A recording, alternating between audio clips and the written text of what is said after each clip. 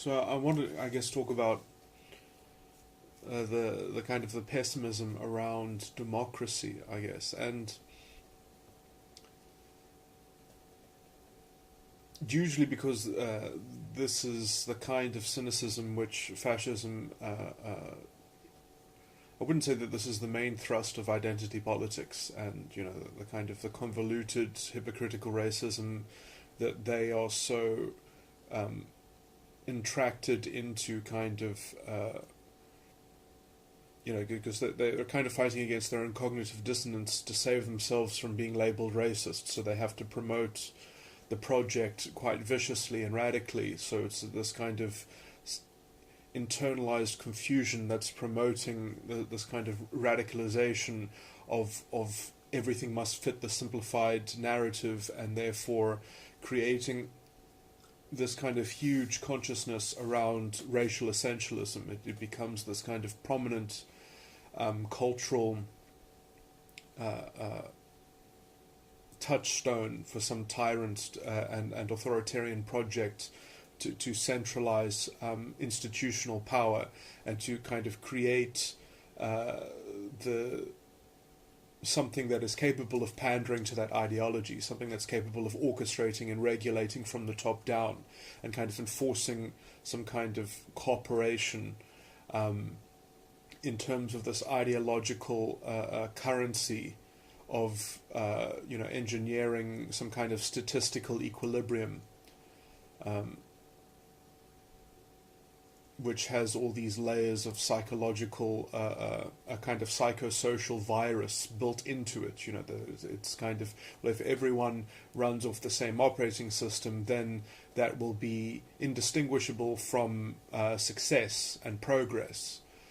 When the only thing that can actually guarantee is that you'll reach some kind of lowest common denominator, and you'll kind of spread out the historical damage and the hurt, rather than actually promoting genuine progress and transformation and development.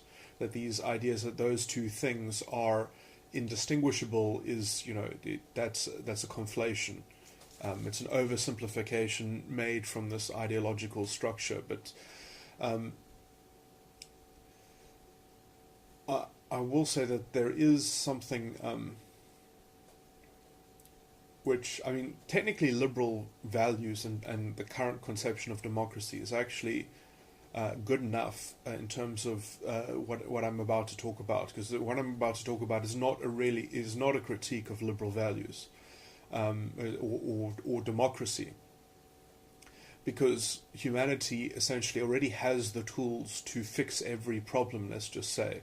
I mean, in as much as the state is currently pandering to identity politics, and that always creates this kind of socialism, that there's always this socialistic state socialism, aspect of power to fascism. The Nazis were called the National Socialist German Workers' Party. They were a socialist party. That's why they wore red. So that they could guarantee their socialism under the banner of their promoting their identity and getting justice for that identity. But so as the state kind of gets onto that track, as the political establishment is forced to use that model as the vehicle for development, which usually creates quite a weak kind of insipid growth, and it usually ends up creating kind of more interference and destruction than any kind of so it kind of has to integrate into a kind of lowest common centralized directed and controlled form of kind of insipid commerce, because it's not because it chose not to promote things from the ground up. It chose not to promote the market. It didn't want the market. It didn't want the private sector to be the good guy. It wanted the private sector to be the bad guy, and so it was kind of forcing some kind of compliance and regulation on it, which essentially made it impossible for anything other than really big companies to succeed. And so you've destroyed the potential of the economy to to be a skills incubator and to develop capacity and grow, because you've got all this kind of red tape, which makes it very nice for the few people who get a job, and make it, the greatest injustice is the people that will never get the opportunity, because accessing opportunity is not the means that policymakers want to promote. They want direct compensation. They want direct justice delivered to people, to the identity. And also within that paradigm, because how can you give justice to an identity? It's an abstract thing which can only be statistically proven or even measured. So under the guise of statistics, you can just kind of get away with mass mismanagement and corruption and inefficiency, as you kind of socialize the market to the point at which it doesn't function as a market should, and therefore it can't actually tap into the potential that the private sector would otherwise have. So it is sabotaged, to kind of fall in line with this kind of toxic labor market of hypocritical racism and these weird bad actor problems, which get just generate a resentment, which then just causes a doubling down on the same ideological instruments, and then you get more centralization, and you get more tyrannical lowest common denominator, and then once you commit yourself more and more to that line of thinking, well, you can't really avoid having some kind of brutish and blunt and stark, kind of radical, because that's the only avenue left to try and get more out of that dead horse, so, it's kind of, first it reduces the situation into a dead horse, and then, well, you might as well continue to beat it until, there's no meat left, kind of thing. And that is the fascistic line. And then even after there's no meat left, you have to kind of resurrect it, and you have to kind of talk about its ghost, and you have to talk about how the ghost has been internalized by people, and so that it never ends. Because if you don't have something to fight against, if you don't have the dead horse to beat, you can't even sustain that kind of political system. That's how fragile it is. Then it gets so paranoid at kind of, having its very shady, it has an elite which it has to set up, and that supposedly, being the elite for the group, being the elite for the identity, and if you can't protect that, the only way to protect that is by ending up controlling the media, usually in quite a secret way. You have a kind of secret mob going around sorting people out. You set up things that are essentially like the Gestapo and such, propaganda police.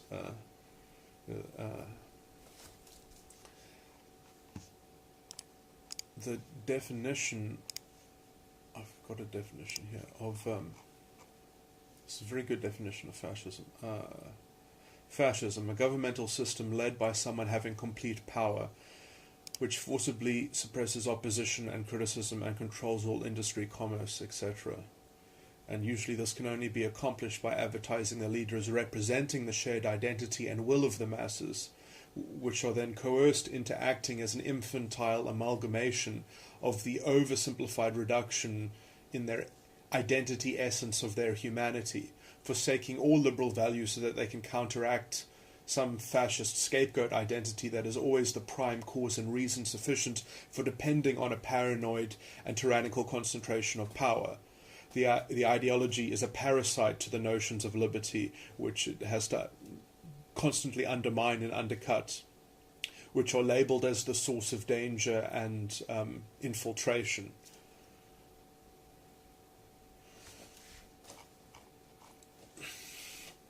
So, yeah, the thing is, within the current state, it would, there is a problem that, the problem with democracy essentially is only that it is susceptible to being taken over by fascists, by people who don't want to have political arguments. They become insulated from political argument. They don't have to substantiate their rationale because it's only supposed to make sense within their in-group, within their racial essentialism.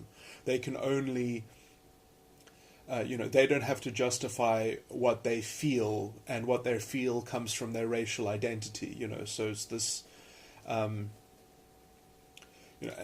so there's no discussion to be had about policy. It makes a kind of apolitical ethno-fascist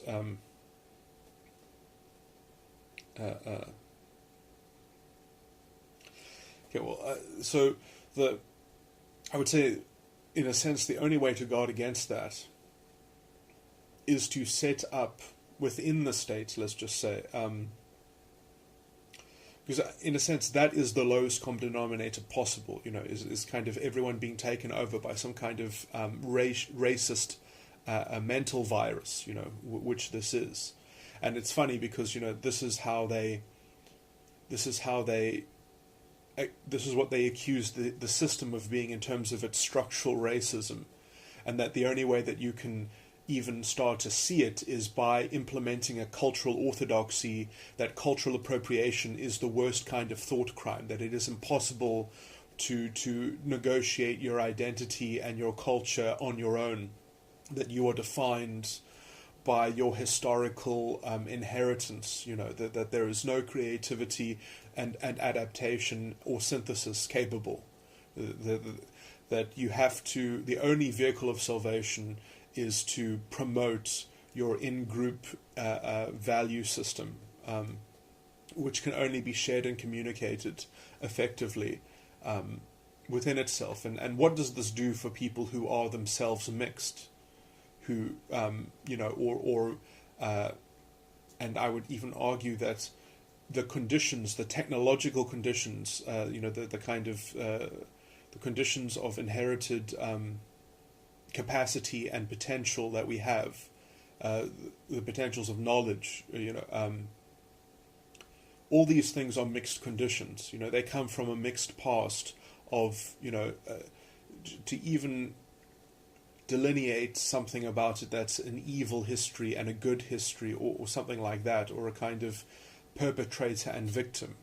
I mean, it really overshadows any kind of responsibility. It makes the question of accountability impossible, because it puts at the forefront this direct and simplistic mechanism for achieving liberation, which is deceptive. It's deceptive because you end up empowering a tyrant who ends up taking advantage of everyone, but mostly, I guess you could say, is at the expense of the scapegoated identity. So under the cover of that collective assault for bringing justice into the world, that radical revolution, you get these Swiss bank accounts set up, and you get these mansions being built, and I guess in fascism maybe you'll even be happy about it because, oh, he's living it up for the rest of us, or something like that. He's bringing our identity up into the prestige that it deserves, because we share in this identity, so you get this kind of very artificial kind of success. That's a very kind of ideological simulacrum of actual progress. And so the kind of progress that identity politics people are pushing for is really just nothing but a kind of pervasive mind control that they are correct, that they, what they believe is true and right, and and so it actually operates exactly like a false religion that has kind of racism built right at its foundation, and then has to prove that it's not racist by achieving an equality of outcome. And every day that goes by that hasn't achieved an equality of outcome is because people have not overcome fascism. So you can see that any kind of opposition to it is defined as fascism. And if you think about it, this is how the fascist mentality works, is that anything that's in your way, this is what makes it totalitarian. And so therefore it's also incapable of self-criticism. It's incapable of any kind of contemplative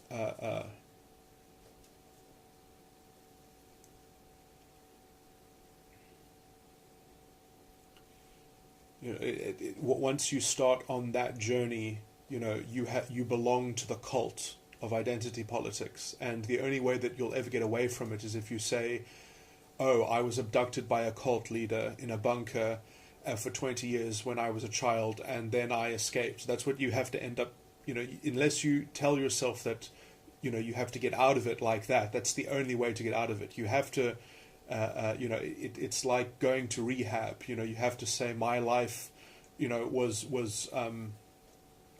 I was addicted to something that made me a different person. You have to say, I was abducted by a cult leader. That is the only way in which you can free yourself.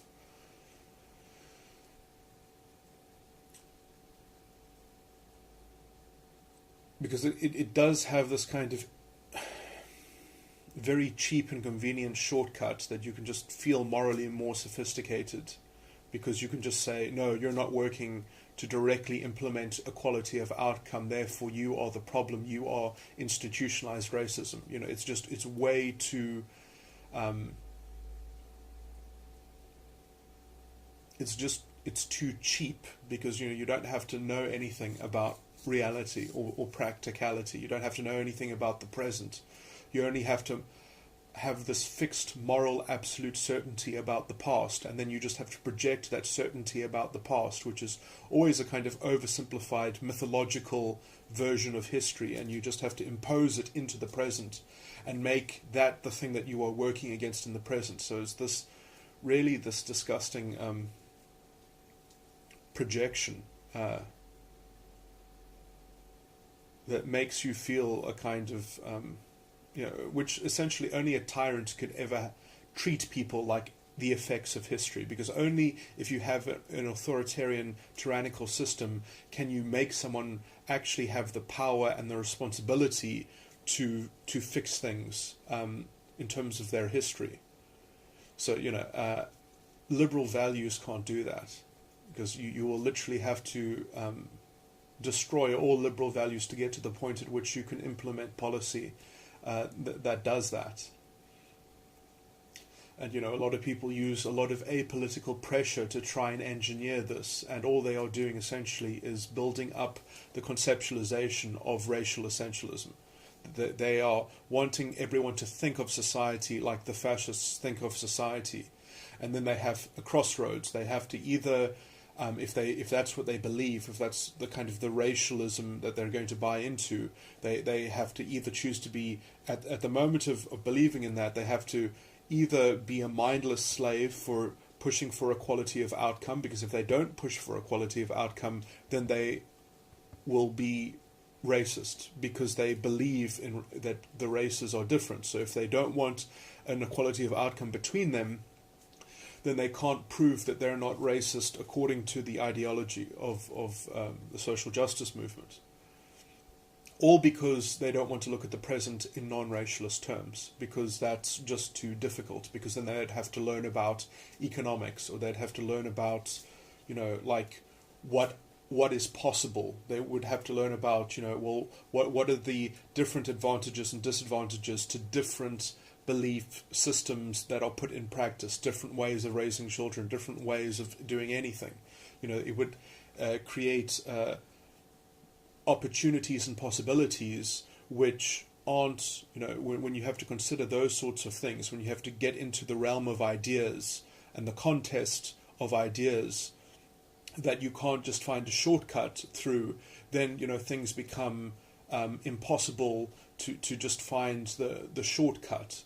Sadly, their shortcut leads to having a corrupt inefficient, tyrannical authoritarian that ends up controlling society and installing a police force so that you can't ever criticize and threaten his rule.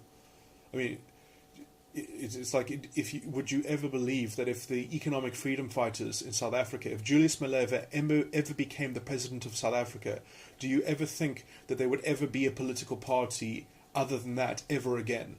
I mean, do you think do you ever think that there would be a free and fair election ever again after that? I mean,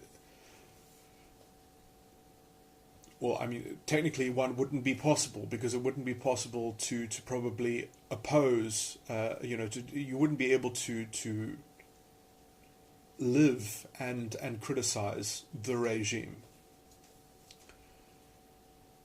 And already there's a cultural orthodoxy in which, they do it in Parliament. They just threaten people. They're like, oh, you're going to insult us, you're going to criticize us, and then they literally threaten them directly, because that is the fascist culture. Because any opposition to them is defined as promoting racism, because according to their beliefs, if they do not accomplish equality of outcome, racism is being promoted, because equality of outcome is the only principle which can stop them from believing that they are partaking in an institutionally racist system. So, the institutional racism comes directly from the belief that people are, their essence is their racial identity. And so obviously, I'm just sort of repeating myself now, but what was the other? I did have another point to raise. So in democracy,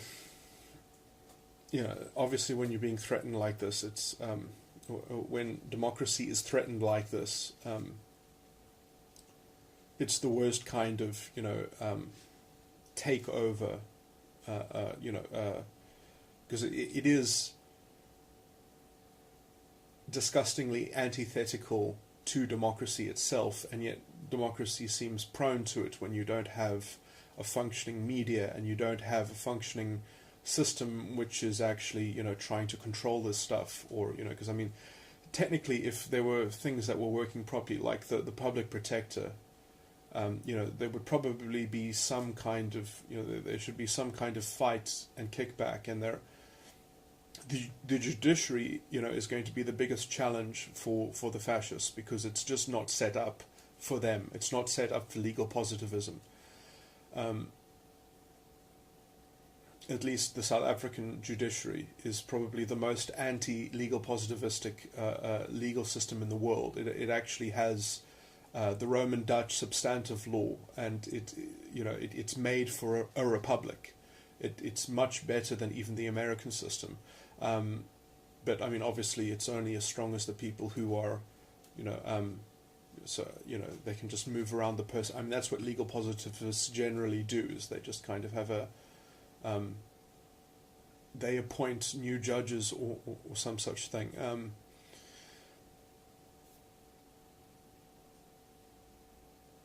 And then they just have some kind of watershed, and they'll have to probably change the constitution, or essentially have an unwritten constitution that we're a fascist state now.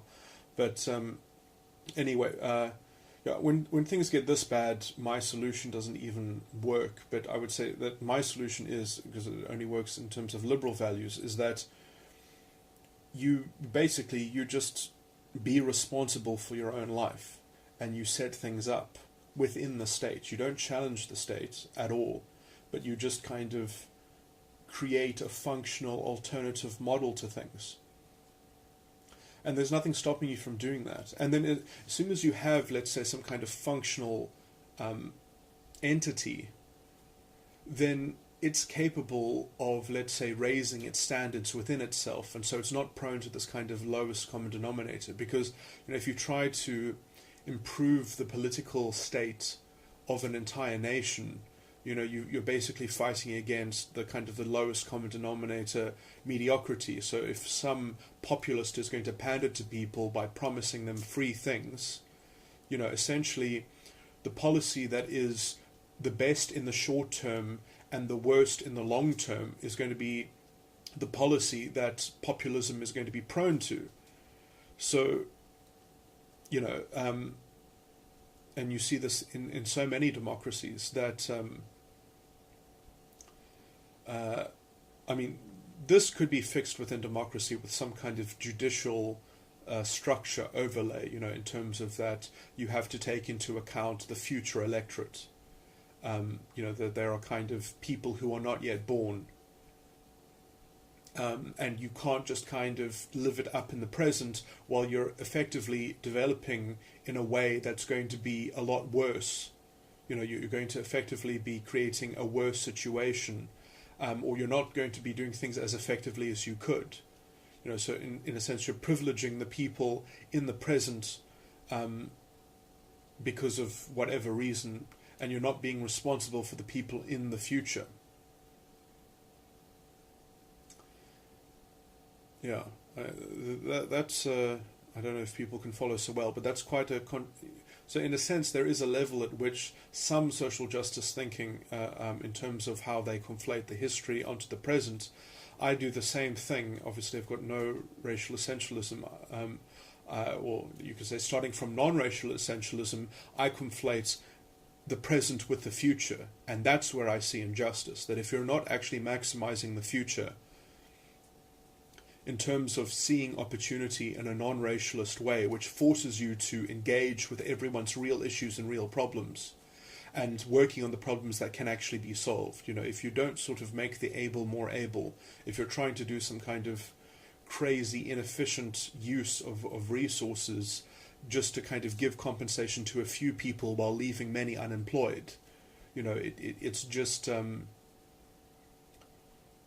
that is a direct injustice, and you can't just sort of pass the buck and say, oh no, it's history, it's just not good enough. Are you maximizing opportunity? Are you maximizing, and all that stuff has not even been tried, because it doesn't have enough revenge in it, and populism loves retributivism, if you're sort of, because that seems simple and guaranteed. It's the lowest common denominator feature of understanding, you can say. You have to be at a higher level to engage in more creative, and more profitable ways of administering things. And when I say profitable, I just mean successful.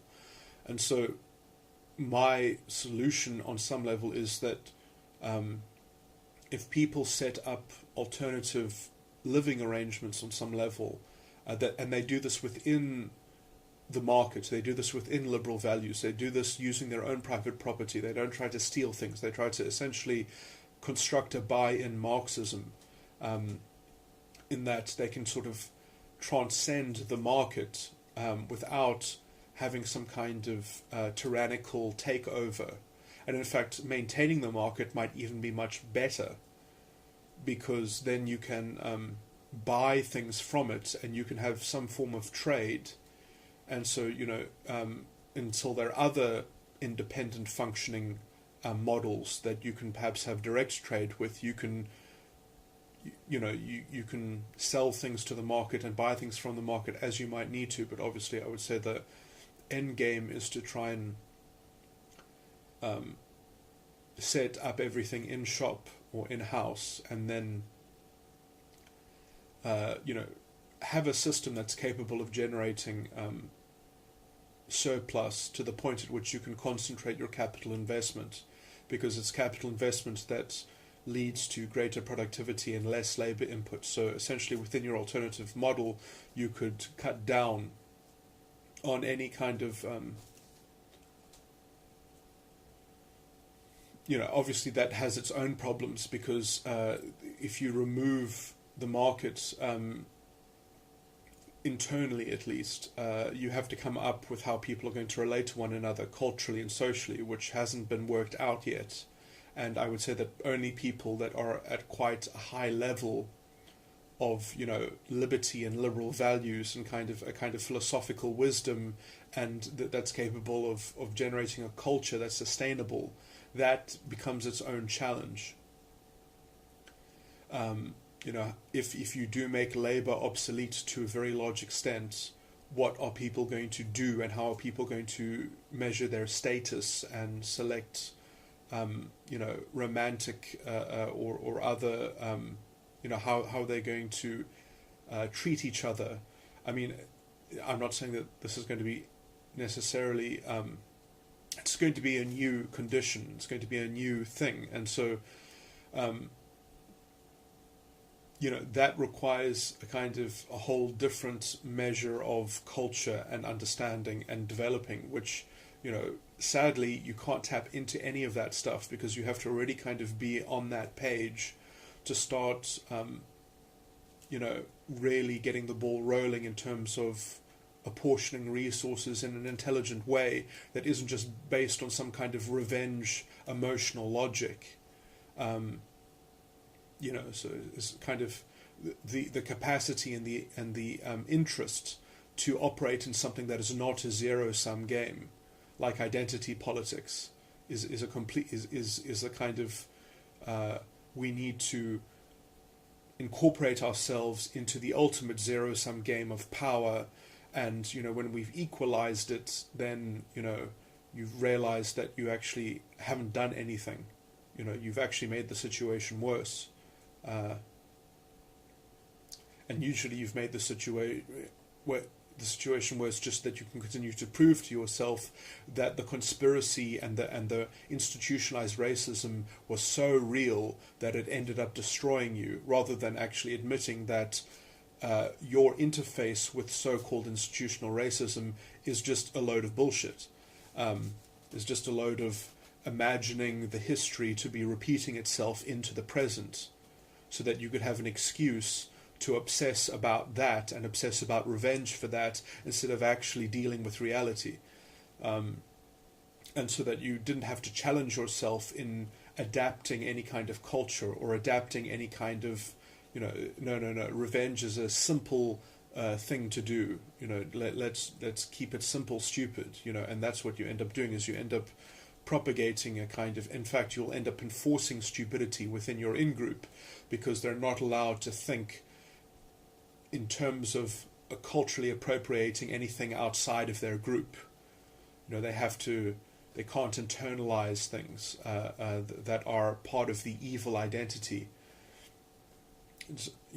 That's what it ends up becoming, a completely delusional thing where words even stop, especially if you end up genociding the enemy, you end up, it's very hard to remember, because the kind of the life that lives within this kind of racialist thing can only actually live as it's being overshadowed by the enemy. And if the shadow isn't actually real anymore, if you have to keep on creating it as a kind of ideological figment, then you get the Nazi situation, where you have to keep on inventing propaganda about things which, that was during a war and perhaps during most people's lifetimes.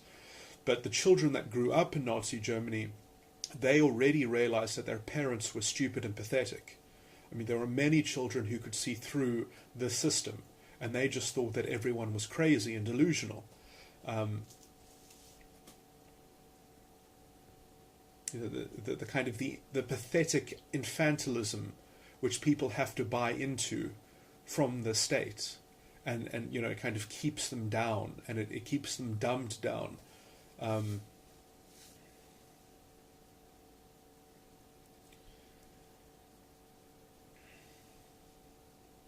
Almost just to vindicate and prove just how nasty their enemies really were, undermining them.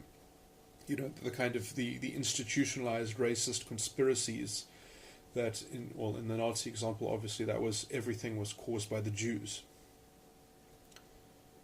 And essentially the Jewish fascism, which they had to create fascism to fight against. That's the kind of paranoid codependence on a kind of tyrannical safety mechanism. They needed a Führer, they needed a savior. And this, when you create this cultural orthodoxy, only people like Julius Malema will be able to just browbeat anyone who doesn't pander to this formula of solution. So if people aren't willing to offer infantilism to the masses, then they're not willing to engineer a quality of outcome this lifetime. So they just keep on promising a quality of outcome, and all that means is that racial essentialism must become the center of culture and the center of reality, which can only happen if you have a tyrant that's capable of reaching out and controlling industry and commerce, and controlling criticism and opposition, and threatening people, and creating the kind of the moral medium in which you can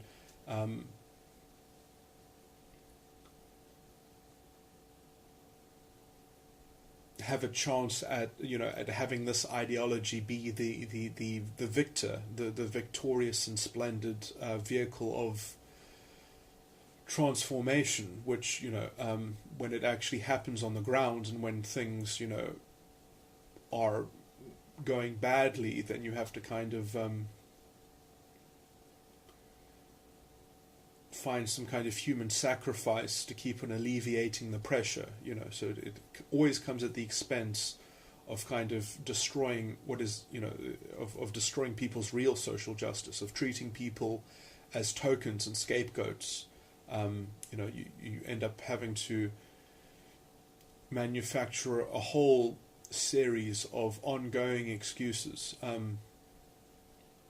that justice for the identity is the right solution, that you have to keep on drumming that into people. And at the same time, when you do that, you displace any sense of individual accountability and responsibility, and you don't give them the means to access that on an individual level. They can only access that as a kind of statistical collective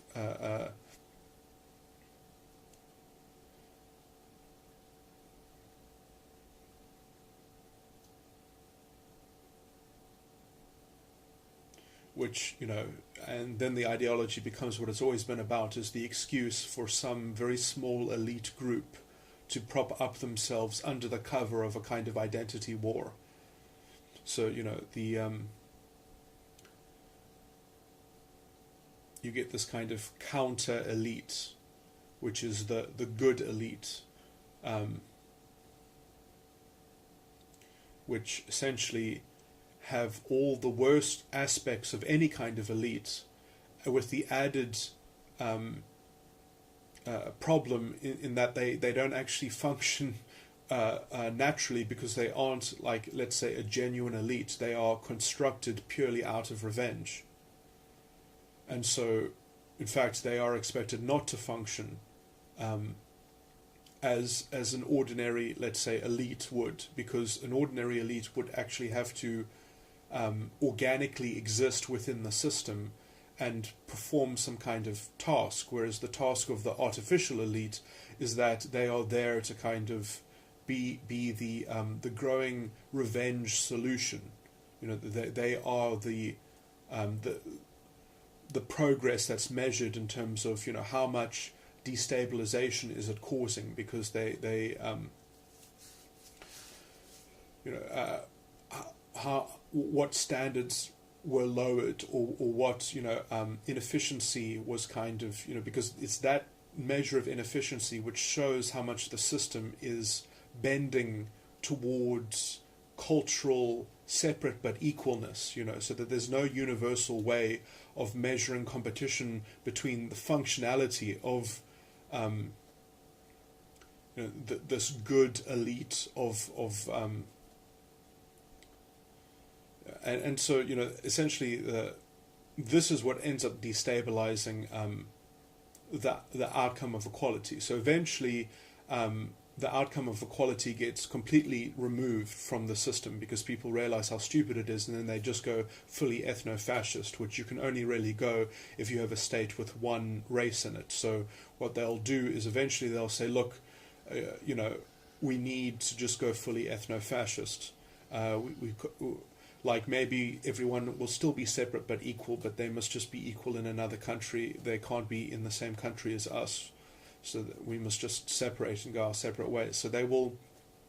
That's the kind of the useful idiot transition between the social justice movement and the kind of the pragmatism that Julius Malema will eventually offer. He will tell people, we'll try to be integrated, but it actually will be it's too hard to manage, and so it'll be better for everyone if we just have a pure state. Or he'll just say that, oh no, white people aren't helping enough. They're not really.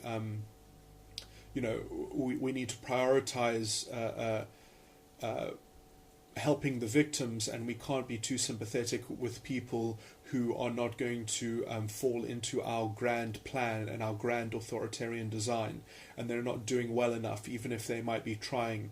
So we'll have to genocide them, really. It'll be, or we'll just have to dispossess them of everything, and they must, we'll have to destroy them. We'll make a law or something like that. And that usually starts by dispossessing of all property. I mean, that's what happened to the Jews in Nazi Germany. It was just illegal for Jews to own anything. Everything just became confiscated.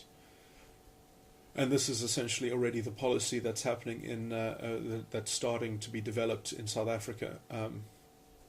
Expropriation without compensation. So you can see that all these things are in the works.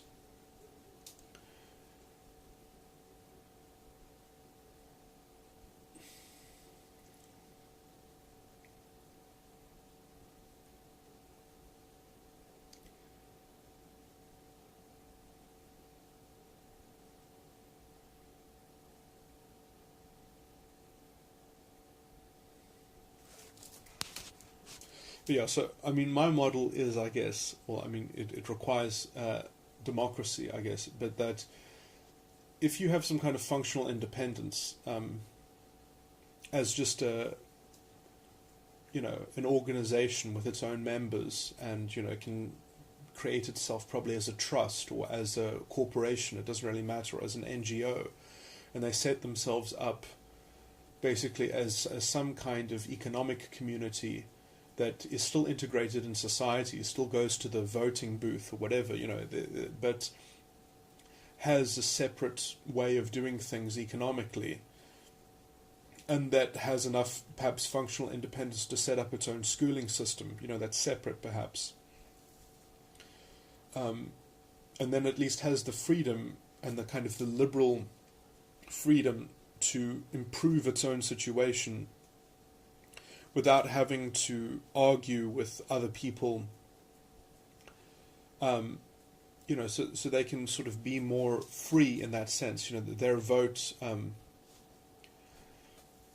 or, they can be intelligent about solving a problem, whereas, you don't have to contend with a kind of revenge, or whatever kind of base populist sentiment which some demagogue can kind of pander to, in terms of on some level, I think that there is an argument that the Western Cape in South Africa should probably break away if things get much more fascistic than they already are, because the political establishment is essentially already pandering to the fascist line of thinking, and I think that it's unreasonable to expect the South African, because essentially the South African Constitution is being it doesn't matter if they change it, legally, in inverted commas.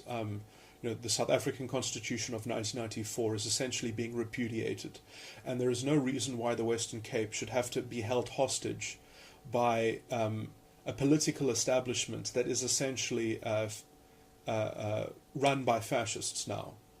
And obviously there are some provinces where there's a lot of concentration for this kind of revenge.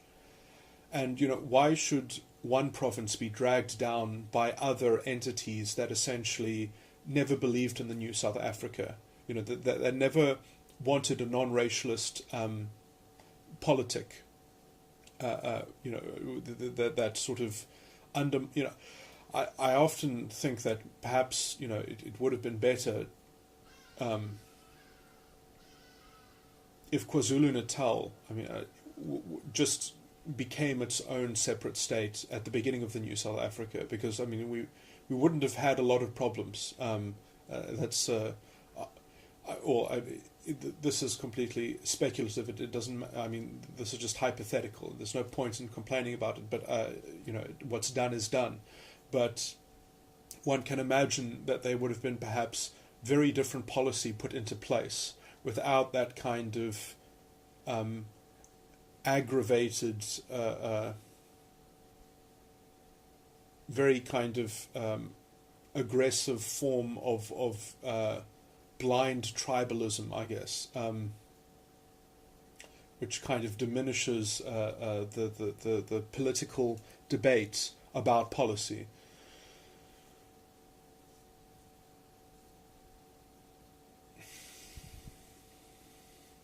But yeah, I mean, there's really no reason why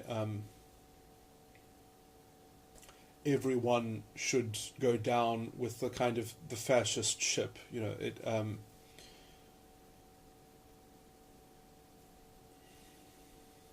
Although identity politics is really so popular, it would be very difficult to perhaps even within the Western Cape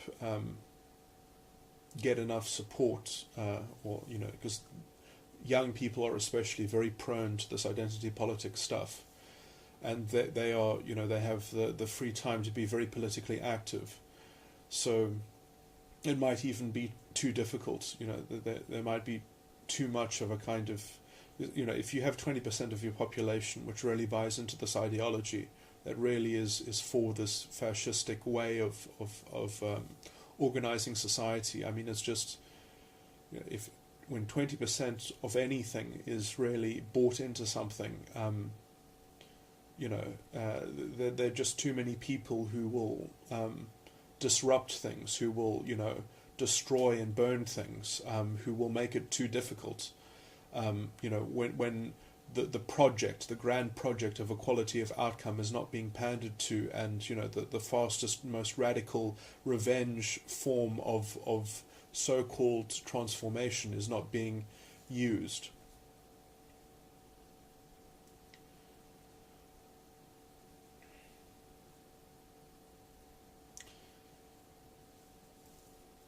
Yeah, I still think that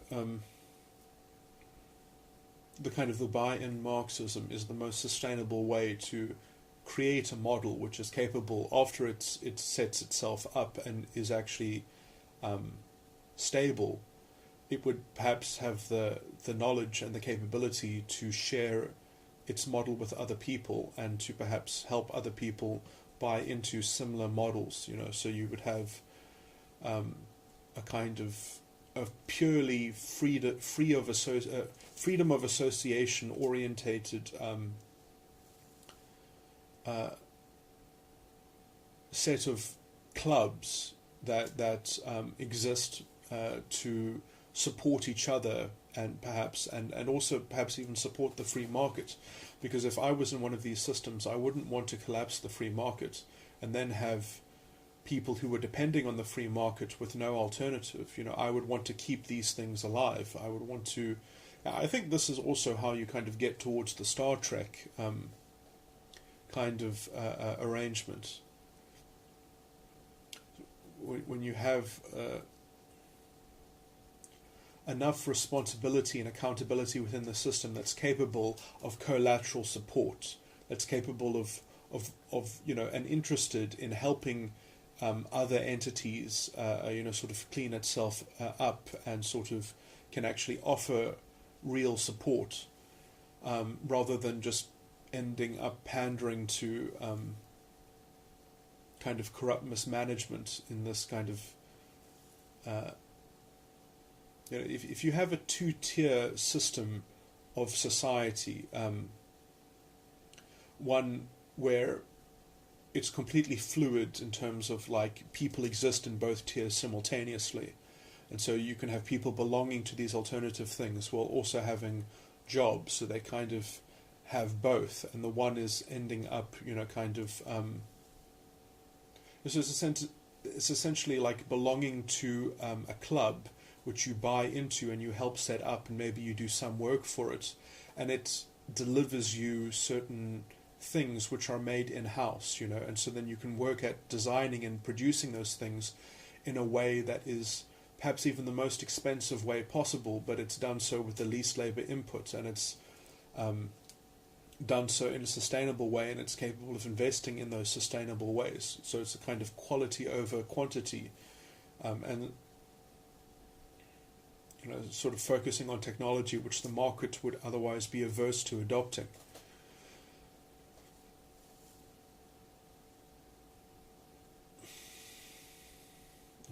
This has been a bit of a mixed up discussion of a few different topics simultaneously, but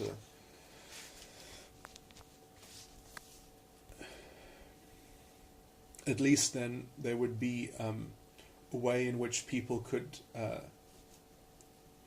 interface with each other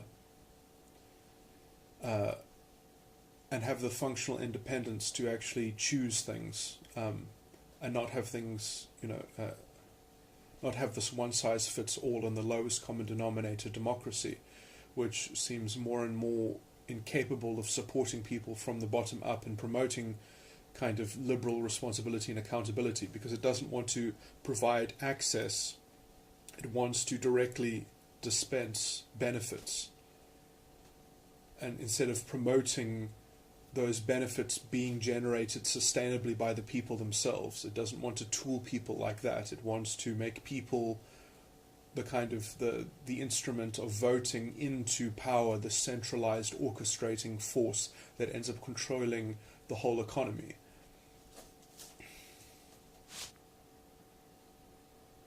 And so the only real way to get around that is for people to start privately organizing those things themselves.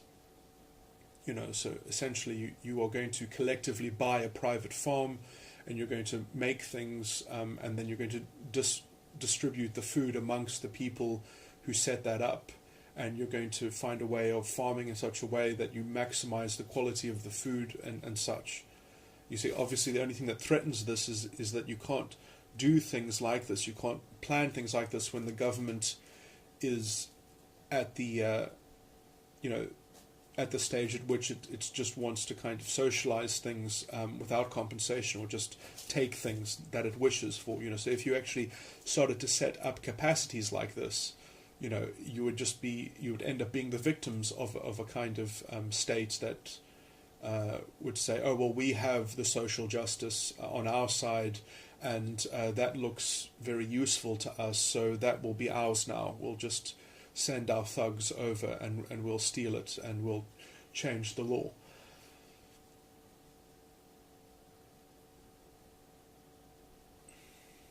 I wonder how much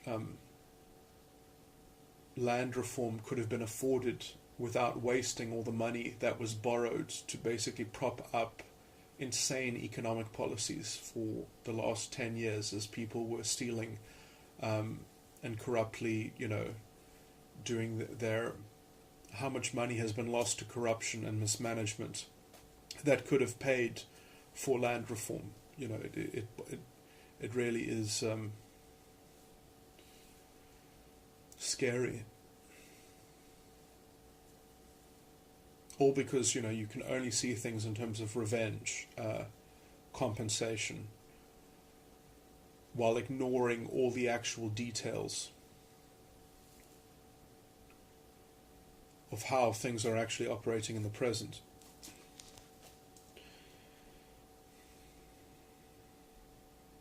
Because there's no sense of cultivating responsibility over the present. You can just keep on blaming it on history.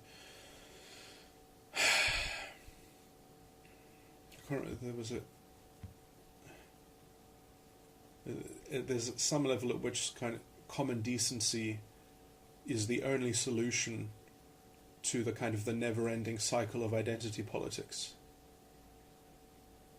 and common sense, and kind of acting on a rational level,